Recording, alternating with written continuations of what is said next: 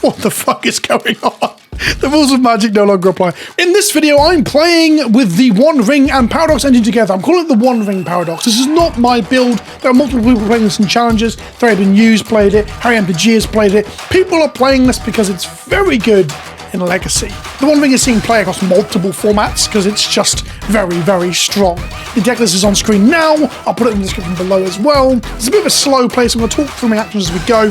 This is a different version of gameplay compared to my quickies. There'll be a quickie with Orc Bowmaster in Maverick on the channel, either before this goes up or after. Either way, they'll link to each other. Check out the cards, check out the stuff in the end screen. If you want to pick up single products or sealed product, and you all want to pre-order new stuff coming out, use coolstuffinc.com, code Kenobi at checkout. Use the link in the description below to get 5% off your order and to help support the show. So we are on the play. We've got one land. It's not a soul land, so we can't even go soul land into Grim Monolith. That's a bit rough, so we're going to mulligan this. This has soul land into Grim Monolith, activate Grim Monolith, play Manifold Key. If they don't force us, this is really, really good. I'd probably prefer this to going to a 6, perhaps.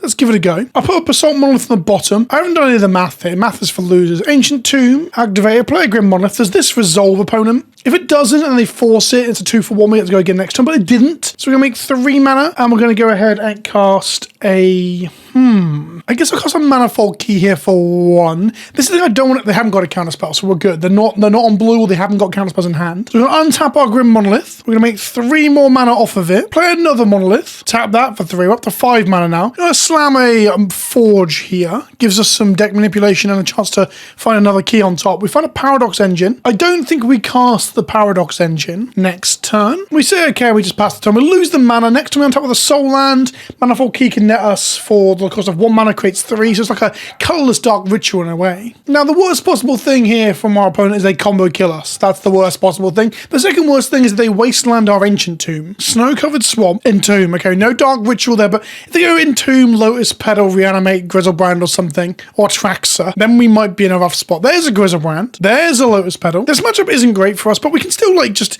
ignore them for the most part, I feel. They animate dead their Grizzlebrand. Sure thing. We are almost like 2 ships passing in the night in the fact that we're not interacting with one another, although that said, they might have actually hand disruption. That would have been good if they got to go first. For the record, we do have 4 Leyline of the Void in the sideboard, and we have a Tormod's Crypt we can go and grab off Karn if we lose, doesn't have to go first and can play a Karn on turn 1. Like we could have done this game, we could have got Crypt, that would have put them way off. They draw 7 cards. Who needs the One Ring when you've got the most powerful demon in Magic, right? They cast Grief, so we're going to lose our Karn. It's not fine, but, you know, worse things have happened at sea, or so I keep getting told. I draw another 7 cards of Grizzlebrand. So I'm drawing this engine, but we really need to hit Mox Opal or a key off the top. We've got 8 keys, don't forget, or a petal to play the Paradox Engine.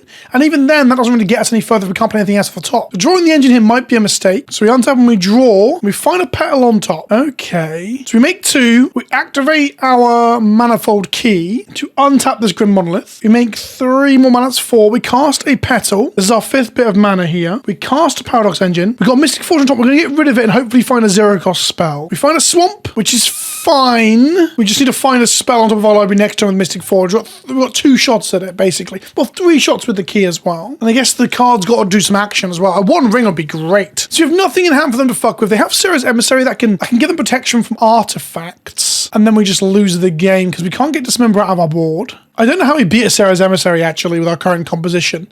I guess we just don't. We go to 9. They draw 7 cards. We have ways to kill Sarah's Emissary, like Walking Ballista, for example. But Walking Ballista, which we can make, like, you know, almost infinite mana off the Paradox Engine, kind of, can get big enough to kill something like a Sarah's Emissary, but it'll have protection from artifacts, so it just doesn't work. And we have, like, copies of Dismember in the sideboard, but A, they're in the sideboard, we have no way to retrieve them game 1, and B, they don't kill Sarah's Emissary, because they only give -5/-5. Faithless looting from our opponent. Remember, if Paradox Engine is in play next turn and we get to place stuff to the top, it'll untap our Mystic Forge as well, giving us the ability to look deeper and deeper into our deck by exiling things off the top. So they're going to Dark Ritual here. Please, opponent, do not make a Sarah's Emissary, because I think that's just us scooping then. Maybe we need like a mill win con for specifically this one situation, because both Reservoir and Walking Ballista don't get us there. Exhume. Is it a Sarah's Emissary? Maybe we can like Aetherflux our way to the point that they can't kill us and they just deck out. Maybe that's our win con. They make an Archon instead to draw a card, which I think is wrong unless they have another reanimation spell, or if they can make like multiple Archons now to end the game. each one being 3 damage to our face. Oh, they can reanimate the emissary as well, going to 1 life. But we're definitely dead next turn unless we can gain a load of life or something. So in our upkeep, we're activating our Mystic Forge to get rid of this swamp. We just need to draw spells at this point. Goodbye, swamp. We draw a Manifold Key. We play... Okay. Make 2 mana going to 3. Untap this Grim Monolith. Make 3 mana. Cast the Basalt Monolith on top of our deck. Untap all our permanents. Make 3... 6, 9 mana. The stuff in Floating in Port is 10 mana. Untap the Basalt Monolith. Make another 3 mana. Cast the Lotus Petal. Lotus Petal has resolved. We're burning our clock here, but we've got to figure out a way to not die. So I guess we're going to make a lot of mana and activate this 1 ring. And we need to get a Flux Reservoir out of our board using a Karn. And there's 3 more in our deck. So we're going to make a load of mana, cast the 1 ring. We now have protection from everything next turn, so they can't kill us. So the 1 ring has entered the battlefield. And of course, it will kill us with bird encounters if we're not careful. We have cast it, so we have protection from everything. We activate the Mystic Forge to get rid of this Crystal Vein on top of our library. We find a Mox Opal. Mana, untap Grim Monolith, mana, cast an Opal, untap all our permanents. Opal resolves. Make a red, mana. Oh, I've just tapped the wrong 1 ring by accident, so we draw that Mox Opal. We find another Paradox Engine. Mana, untap the Monolith. Mana, cast Paradox Engine. So we don't bother because it's legendary. So we cast the Mox Opal in our hand instead. Untap all our permanents. Missed tapping for a mana there because I'm an idiot. Make a load more mana. And then we draw 2 cards now off the 1 ring. Actually, we're going to untap. Actually, I'm going to draw 2 cards. Then I'm going to untap the 1 ring. Draw more cards. So 3 this time. We really need a card.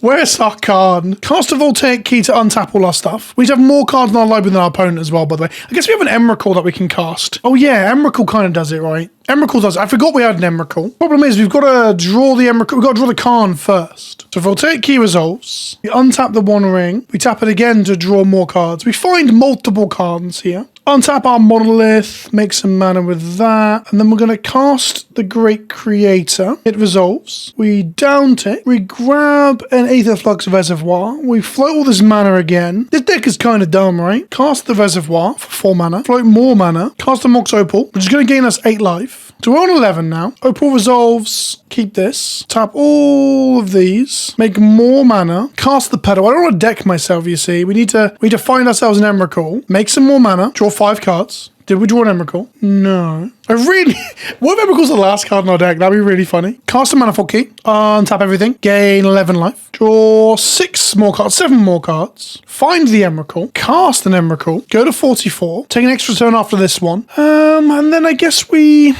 kill them with Walking Ballista or Aether Flux Reservoir after this turn, right? So we make a load more mana. We got there, chat. It was really easy to get there. Honestly, don't worry about it, comment section. This was an easy game. I wasn't sweating at all. So then we just cast a load of little rocks. Here's a key. We're going to take 7 damage from our ring next turn. Here's a key. Here's an Inventor's Fan. Here's a Defense Grid. Actually, you know what? We don't even need to take damage. I'm just going to cast the 1 ring and Legend Rule to keep the one that's not going to shoot us. Yeah, keep this one. What the fuck is going on? The rules of Magic no longer apply. We're 102 life. The 1 ring's going to give us protection again. And then I'm just going to go a bit higher on my life total. There's a Basalt Monolith. We're 119. We'll go to 100 and whatever. Fuck it. There we go. Oh, they're on 1 life. We don't even need to shoot them with a fucking thing, do we? We just need to go to the next combat, next turn. I thought I had to get them to destroy their Sarah's Emissary and then shoot them. Turns out I don't have to do that. So we lose 0 life, but gain 1 life. Going to 138. And we're going to go to combat. We attack with Emrakul, which is Annihilator 6. They've got to sack 6 permanents. So they sack all that. They keep Sarah's Emissary, which can block Emrakul. And then I'm going to, once they've done that, I shoot them with the Reservoir. But they don't. Okay, turns out we can beat Sarah's Emissary, and it's fun doing it for us, not for our opponent. Problem is, I don't actually know what to cut for the ley line. It's probably just Defense Grid, because they don't do anything on our turn, right? They don't have, like, fucking Force of Will or whatever. That's just a really clean cut. And if you didn't know, what helps me do all this is Patreon, one of the most transforming forces in my life. This is a website where you can sign up to help support creators that you enjoy. In the case of myself, for $2 a month, you get access to my Discord server, where people talk about milk and cum and all sorts of stuff. But you also get access to extra bits on there, like we've got a legacy, proxy-friendly legacy league coming up with webcam play. We've got a Warhammer 40k league on there as well. There's a small Smash Bros league that's been organised by some other people on there that are part of the community. We've got D&D games that start on there as well. And if you want to pay into the upper tiers, you can hang out with me once a week to talk through Magic, Warhammer, Pokemon, and all that good shit. Check out the link to the Patreon in the description below. But we do have to remember those are there on the play now, so they'll have some sort of hand disruption, whether it Grief, Unmask, or just Thoughtseize.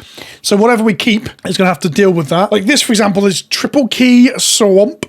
Like, this is bad, really bad. If this is a soul land, it's okay, but then Grid Monolith will get hit by a hand disruption spell. So I'm going to mulligan. This is soul land, Lotus Petal, Manifold Key, 2 Forges, a Khan. We need one more mana source, so I'm going to keep this with the hope that we will just top deck one mana source, essentially. Whether it be a soul land or a soul ring. So soul ring. We don't play soul ring. That's commander. A soul land, a Lotus Petal, Grim Monolith, Basalt Monolith. Any of that stuff would be good for this hand. Bad lands from our opponent. Faithless Looting from our opponent. No Thoughtseize, no interaction there. This might be a loot the goes back into the bin, play a petal, reanimate it situation. I think it's going to be. And then they can grab Griefs off of the reanimation, which is pretty good. So they're going to Thoughtseize off. Oh, they Thoughtseize us off the petal instead. Interesting. I wonder if we're meant to get Leyline and then use Leyline and then we just win through just being a very good combo deck after Leyline gets them. Or I'm not sure. They take the petal, they take the acceleration off of us, which seems reasonable because then we're like, well, I'm not sure. It's really hard to decide what I would take there. Ancient Tomb, Grim Monolith was an incredible draw. Like, incredible. Like, top deck of the century. 3 mana, Manifold Key, untap Grim Monolith, tap Grim Monolith, play Khan, downtick Khan. This turns off all the Lotus Petals as well, so that it makes some of their hands worse. And then I grab a Tormod Script, and I play a Tormod Script, and then we shouldn't have to worry them reanimating something next turn. Oh! Okay, game 1 was an elaborate shit show of a game. Game 2 was top decking what I needed and Tormod scripting our opponent. This deck is fucking ludicrous and I love it. Thanks for watching and I'll see you in the next one. Ta-ta for now.